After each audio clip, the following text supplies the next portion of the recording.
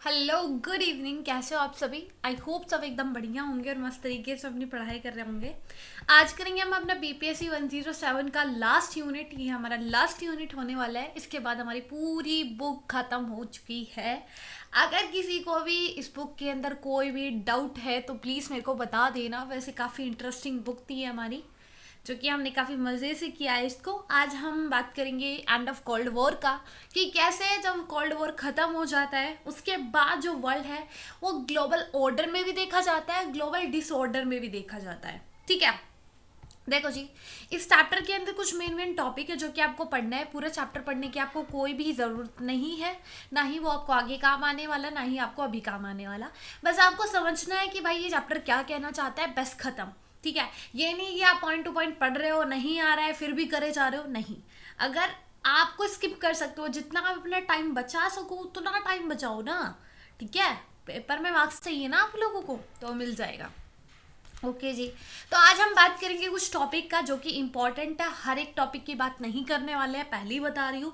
जो इम्पोर्टेंट नहीं लगता मुझे वो मैं नहीं कराऊंगी। अगर आपको वो इम्पोर्टेंट लगता है और वो पीवाईक्यू में पूछा गया है और मैंने अभी नहीं कराया है, तो मैं उसको आपके पीवाईक्यू क्वेश्चन वाले लेक्चर के अंदर ज़रूर करा दूंगी। ठीक है, तो टेंशन लेने की ज़रूरत नहीं है। आपको बस समझना है चैप्टर क्या कह रहा है। चैप्टर का नाम था the end of cold war. Cold war के ख़त्म होने के बाद जो वर्ल्ड है वो ऑर्डर में भी बन रहा है, ठीक है, और वो डिसऑर्डर में भी बन रहा है। ठीक है, ओके। तो हम बात करते हैं इंट्रोडक्शन का। वो बताता है कि देखो, जब कोल्ड वॉर खत्म होता है ना, कोल्ड वॉर जो कि एक टेंशन चल रही थी यूएसए और यूएसएसआर के बीच में, अब कोल्ड वॉर खत्म मतलब टेंशन कंपटीशन दोनों के बीच में वो भी खत्म हो जाता है। जो बर्लिन वॉल थी, जो इस पूरे कॉन्फ्लिक्ट का, इस पूरे वॉर का सिंबल था, वो भी क्या होती है, टूट जाती है। कब? 1989 के अंदर। ठीक है जी। और सोवियत यूनियन, जिसको मिकिल गोर्बाचेव क्या कर रहे थे, लीड कर रहे थे, उसके प्रेसिडेंट थे, वो भी क्या करते हैं, रशिया को एक इंडिपेंडेंट देश बना देते हैं।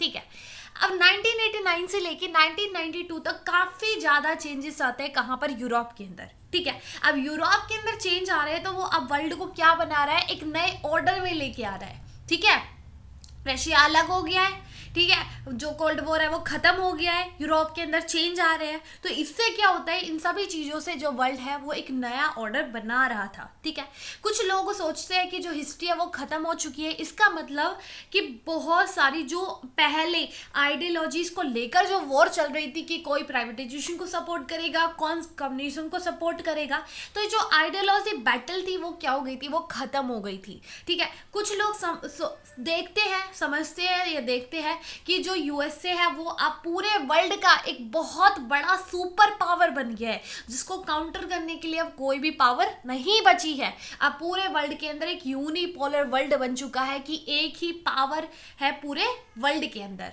ठीक है, कुछ लोग सोचते हैं कि देखो जी, जो वर्ल्ड है अब वो बहुत ज़्यादा पीसफुल रहेगा, क्योंकि कोल्ड वॉर खत्म तो टेंशन खत्म, कंपटीशन खत्म। ठीक है, अब पूरा वर्ल्ड शांति के साथ रहेगा। कुछ डाउट भी आते हैं कि इसको लेकर, ये जो वर्ल्ड है अब वो ऑर्डर में नहीं, अब वो डिसऑर्डर में हो गया है। ठीक है, अब वो ऑर्डर में नहीं रहा है, अब वो डिसऑर्डर में हो गया है। ठीक है, कोल्ड वॉर के खत्म होने के बाद बहुत सारे चैलेंजेस आते हैं। ठीक है, जिसको आप समझ भी नहीं पाते हो। ठीक है, रशिया अब ज्यादा एक्टिव हो गया है। वो यूएसएसआर का पार्ट था, जब हमको इतना एक्टिव नहीं दिखता था, अब वो और एक्टिव होने लगा है, स्पेशली यूक्रेन और रशिया के अंदर। जब वो वहां पे आके अपना कंट्रोल दिखाता है, तो उससे कहीं ना कहीं हमको दिखता है कि अब सेकंड वर्ल्ड वॉर स्टार्ट होने वाला है। ठीक है, अब देख रहे हो कि यूक्रेन और रशिया का कैसा वॉर चल रहा है। ठीक है, दूसरी तरफ जो चाइना है वो भी न्यू बायपोलर की तरफ बढ़ रहा है। यूएसए और चाइना दो डोमिनेशन पावर बन चुकी है। चाइना भी क्या करता है, दूसरी कंट्रीज में जाता है,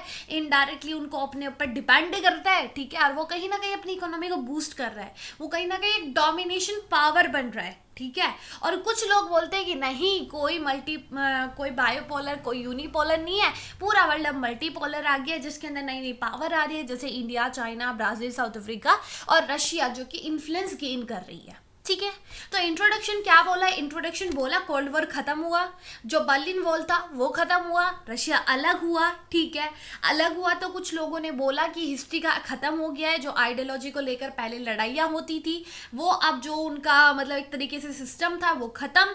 ठीक है।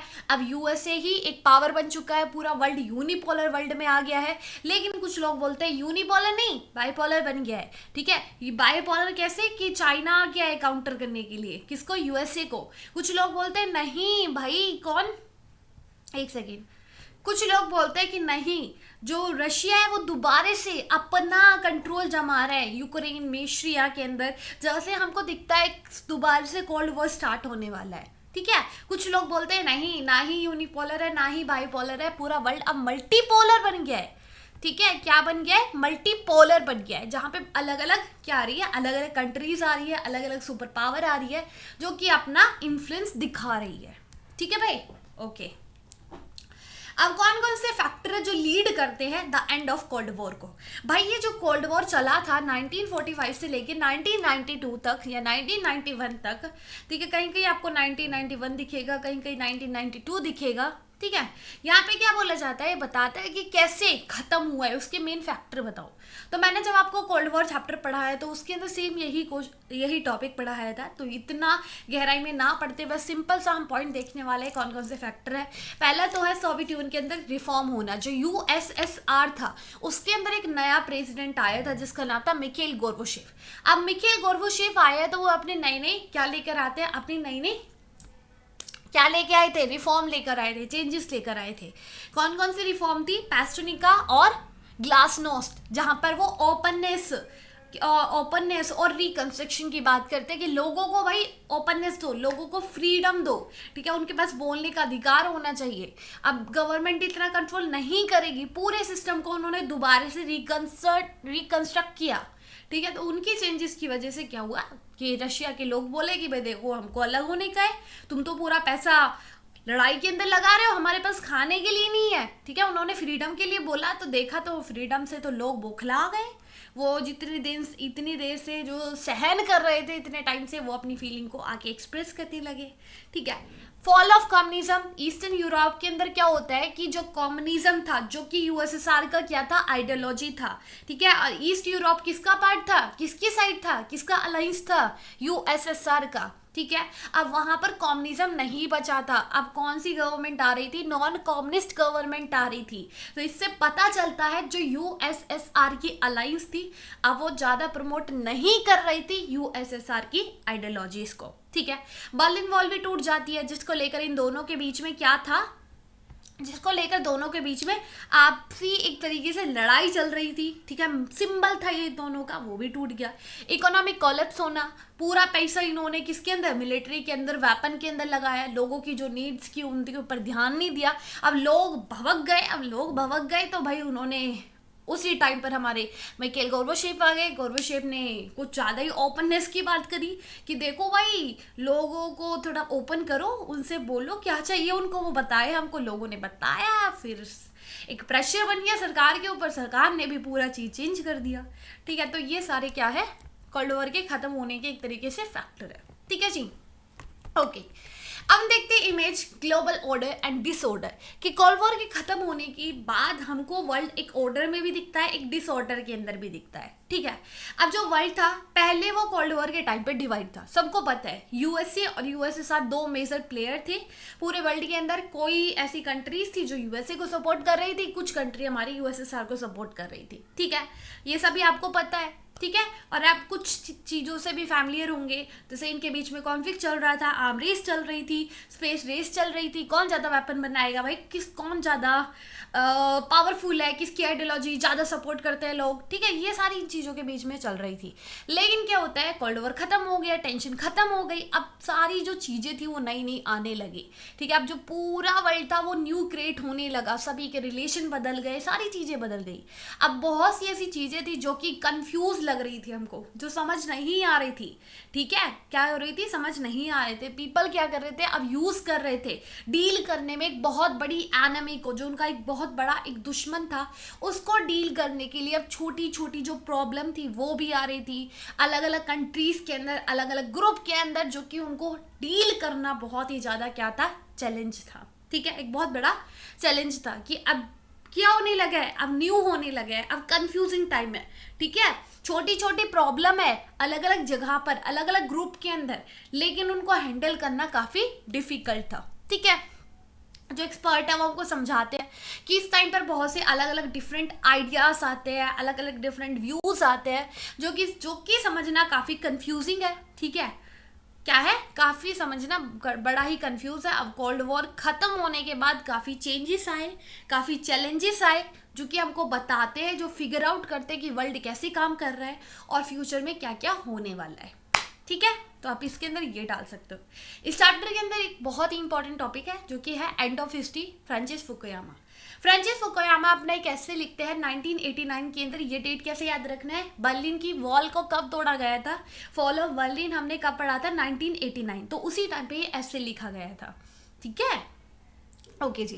तो फ्रांसिस फुकुयामा क्या करते हैं, अपने एक ऐसे लिखते हैं जिसका नाम है द एंड ऑफ हिस्ट्री। क्या है, द एंड ऑफ हिस्ट्री।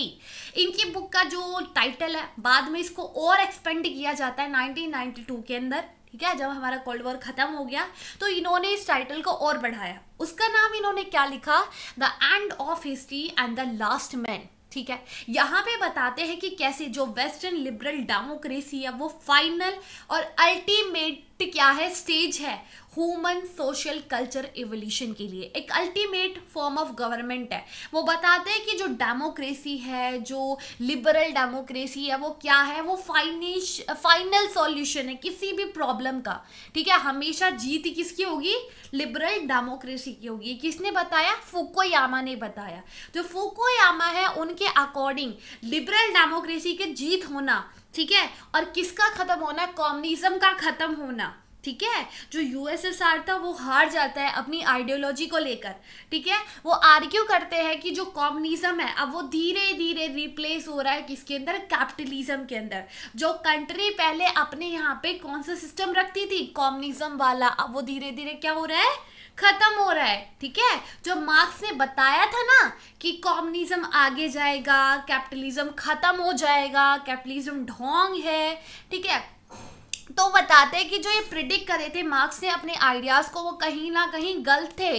और ये गलत हमको कब दर्शाते हैं, जब कोल्ड वॉर खत्म हो जाता है, लिबरल डेमोक्रेसी की जीत होती है और कम्युनिज्म की हार होती है। ठीक है, अब इतना इन्होंने बढ़ चढ़कर बताया, तो इनके जो थीसिस है उसको हर कोई सपोर्ट नहीं करता है। काफ़ी ऐसे लोग हैं जो कि इसको क्या करते हैं, क्रिटिसाइज करते हैं, जैसे जैकोस डेरिडा जो क्रिटिसाइज करती है इनके आइडियाज़ को। ठीक है, और वो बताती है कि जो डेमोक्रेसी पीस थ्योरीज है पोस्ट मतलब कोल्ड वॉर के ख़त्म होने के बाद, अरे भाई एक second, the post cold war have shown, वो बताते हैं कि कोल्ड वॉर जब खत्म हुआ है ना उसके बाद हमको डेमोक्रेसी और डिक्टेटरशिप दोनों कम होती हुई दिखी है।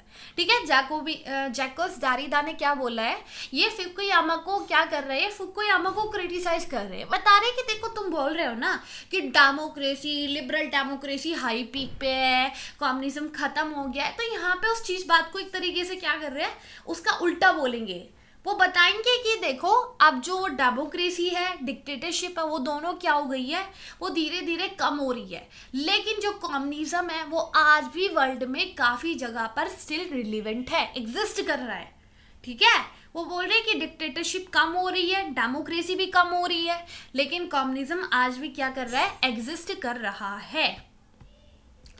ठीक है जी, तो ये बस इतना ही आपको इसके अंदर देखना था। और जो फुकुयामा है, एंड ऑफ हिस्ट्री इनकी बुक है, जो थीसिस है, वो बताते हैं कि कैसे वो आइडियाज़ को डिसमिस करते हैं, जो मार्क्स के आइडियाज़ थे वो बताते हैं ना कि कम्युनिज्म सबसे ऊपर है, ये कैपिटलिज्म इतना नहीं है। ठीक है, वो रिजेक्ट करते जो मार्क्स दारीदा थी वो रिजेक्ट करती है इस चीज़ को कि कैपिटलिज्म और जो लिबरल डेमोक्रेसी है वो ग्लोरीफाई कर रही है, नहीं। और बताते हैं कि आज भी बहुत सारे लोग हैं जो इस सिस्टम के अंदर सफ़र कर रहे होते हैं। ठीक है, वो बोलते हैं कि इतना बढ़िया सिस्टम नहीं है। ठीक है, तो इसके अंदर बस इतना ही आपको समझने का है। ओके जी, आगे हम देखते हैं द 3-block जियो-इकोनॉमिक्स मॉडल। ठीक है, यहाँ पे हम 3 ब्लॉक के 3 मतलब पूरे वर्ल्ड को 3 ब्लॉक के अंदर डाला हुआ है। इकोनॉमिक मॉडल की बात करेंगे, अगर क्वेश्चन आता है तो लिख के आ जाना है, और नहीं आता है तो फिर क्या ही बोले हम। ठीक है भाई, 3-block जो मॉडल है इसको काफ़ी बड़े बड़े थिंकर्स है जिन्होंने दिया है, वॉटर रूशेल, जारी, इवॉर्ड, ठीक है, लास्टर, इन्होंने इस मॉडल को दिया, जहाँ पे बताते हैं कि वर्ल्ड के अंदर क्या है, वर्ल्ड के अंदर काफ़ी तीन मेजर क्या है, तीन मेजर इकोनॉमिक ब्लॉक है जो पूरे वर्ल्ड को शेप कर रहे हैं। अब मिलिट्री पावर कम इम्पॉर्टेंट हो गया है किसके, वर्ल्ड के कंपटीशन के अंदर। अब जो कंपटीशन है वो इकोनॉमी को लेकर चल रहा है, ठीक है। तो इन्होंने तीन मॉडल कौन से बताए हैं। पहला जो मॉडल है वो जापान लीड पैसिफिक रिम है, जहाँ पर Japan, Korea, south east Asia और चाइना भी आता है। थर्ड जो है वो है हमारा यूएसए लीड वेस्टर्न हेमिस्फीयर, जो नॉर्थ अमेरिका, ठीक है, नॉर्थ अमेरिका ट्रेड नाफ्ता आता है और लैटिन अमेरिका भी इसके अंदर आता है। देन उसके बाद जर्मन सेंटर यूरोप, ये थर्ड ब्लॉक है जिसके अंदर में रशिया और पुराना वाला एक सोवियत स्टेट आती है जो पहले सोवियत यूनियन का पार्ट थी, और कुछ नॉर्थ अफ्रीका की कंट्रीज आती है, ठीक है। तो तीन ब्लॉक इन्होंने, तीन इकोनॉमिक ब्लॉक मॉडल इन्होंने हमको बताए हैं।